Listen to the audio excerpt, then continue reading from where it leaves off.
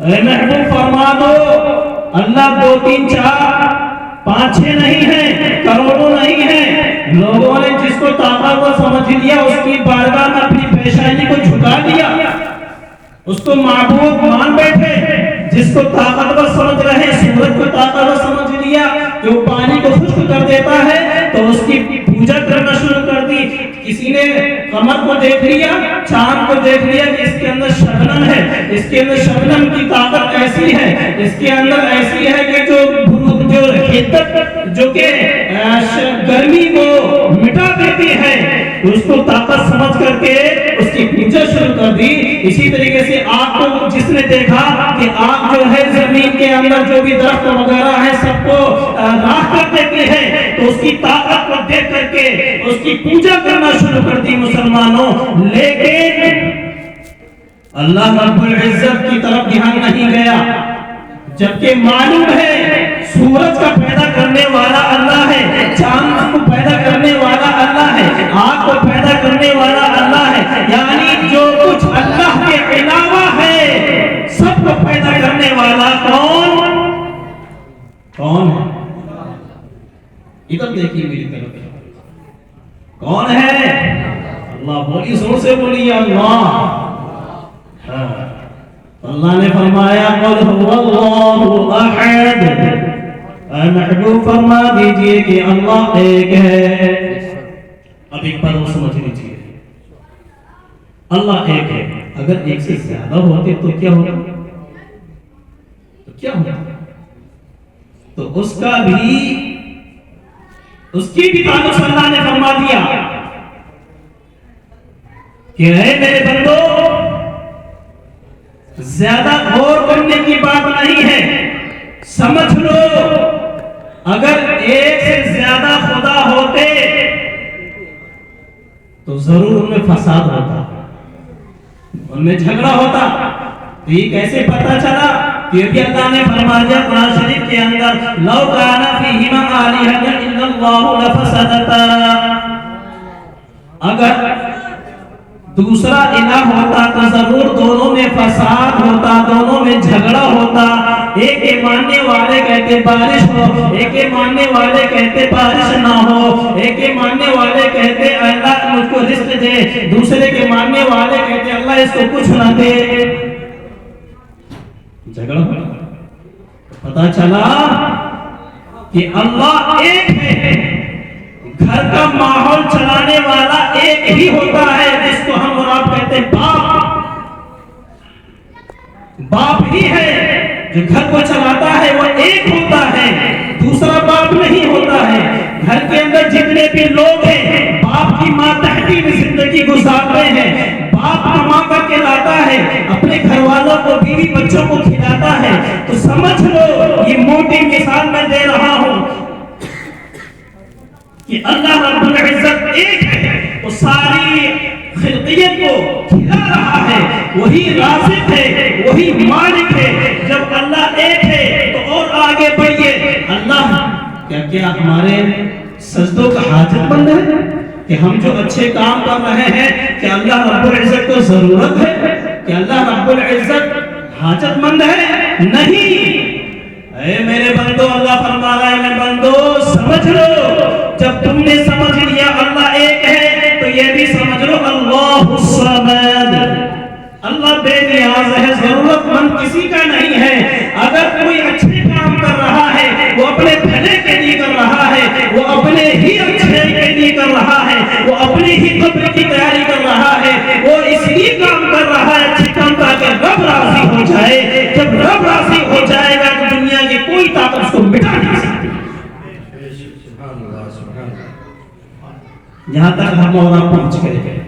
اب ایک بات آتی ہے، جیسے کہ یہودیوں نے کہہ دیا تھا وقالت اليهود عزير ابن اللہ، یہودی کہتے ہیں عزیر علیہ السلام اللہ کے بیٹے ہیں۔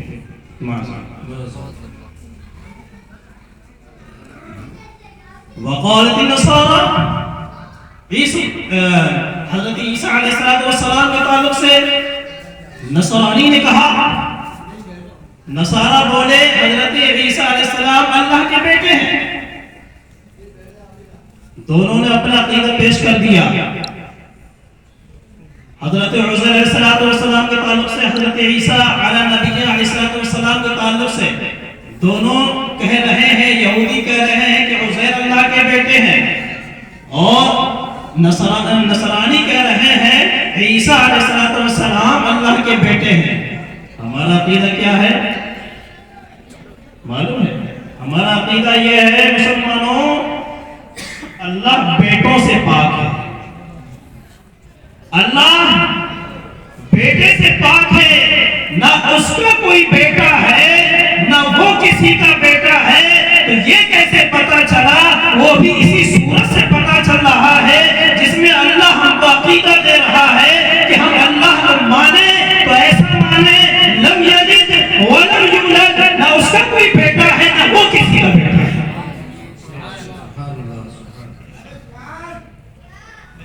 اب بات آتی ہے اس کا بیٹا کوئی نہیں، وہ بھی کسی کا بیٹا نہیں. ایسا ہو سکتا ہے کہ کسی کے پاس اولاد نہیں ہوتی ہے لیکن میاں بیوی تو ہوتے ہیں، دولت تو ہے، میاں بیوی تو ہیں، اولاد نہیں ہے. تو یہ ذہن میں آتا ہے چلو بیٹے نہیں، وہ کسی کا بیٹا نہیں، اس کی بیوی تو ہوگی. تو اس کا بھی اللہ رب العزت نے شیطانی جو وسوسہ دل و دماغ پر چھا رہا تھا اس کو بھی دور کر دیا. پڑھو سب مل کر وَلَمْ يَكُنْ لَهُ كُفُوًا أَحَدٌ. اس کی نہ کوئی بیوی ہے نہ اس کا کوئی ہمسایہ ہے، پھر ہے کیا؟ ہے کہ نہ بیٹا ہے نہ وہ کسی کا بیٹا. جسم و جسمانیت سے پاک، کہ اللہ کا جسم ہے؟ نہیں. ہمارا عقیدہ اللہ کا جسم نہیں. پھر کیا ہے؟ اللہ نور ہے.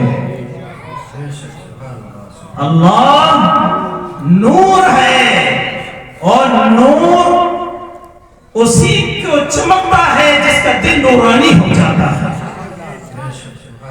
جب دل نورانی ہو جاتا ہے تو شیطانی جتنے وسوسے ہوتے ہیں سب ختم ہو جاتے ہیں. شیطان بھی دور بھاگ جاتا ہے، وہ اللہ کا اتنا قریب بن جاتا ہے. جس طریقے سے ہم جس اللہ والے کی بارگاہ میں حاضر ہو کر کے انہوں نے اپنے وقت میں جو اللہ کا پرچار کیا تھا، اللہ کی وحدانیت کا اقرار کرایا تھا لوگوں کو، اللہ کی سمدیت کا اقرار کرایا تھا لوگوں کو، اللہ کو بتایا تھا اللہ نور ہے، اللہ نہ کسی کا بیٹا ہے، اللہ کا نہ کوئی بیٹا ہے نہ اس کی کوئی بیوی ہے، وہ جسم و جسمانیت سے پاک ہے. جب یہ پرچار کر رہے تھے، جب یہ دین تبلیغ کر رہے تھے، لوگوں کو اللہ سے جوڑ رہے تھے، جب لوگوں کو اللہ سے جوڑ رہے تھے، وہ اسی حالت میں یہ شہید ہو گئے. جب یہ شہید ہوئے ہیں، جس وقت میں شہید ہوئے تھے وہ وقت اتنا پرانا گزر گیا، لیکن آج بھی دنیا والے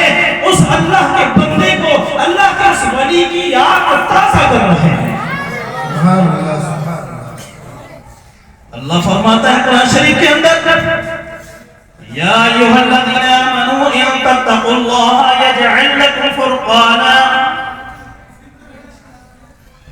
اللہ فرما رہا ہے اے ایمان والو، اگر تم اللہ سے ڈرو، اگر تم اللہ سے ڈرو، اللہ شرط لگا رہا ہے، یہ شرط، اگر تم اللہ سے ڈرو گے اللہ کیا عطا فرمائے گا.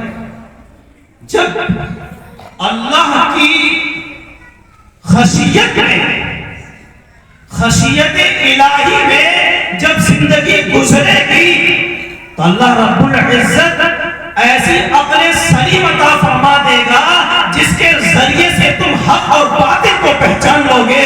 جب اللہ سے ڈر کے زندگی گزارو گے تو اس کا ثمرہ یہ ملے گا، اگر دنیا کے اندر تمہارے گناہ بھی ہو جائیں گے تمام گناہوں کو اللہ معاف فرما دے گا.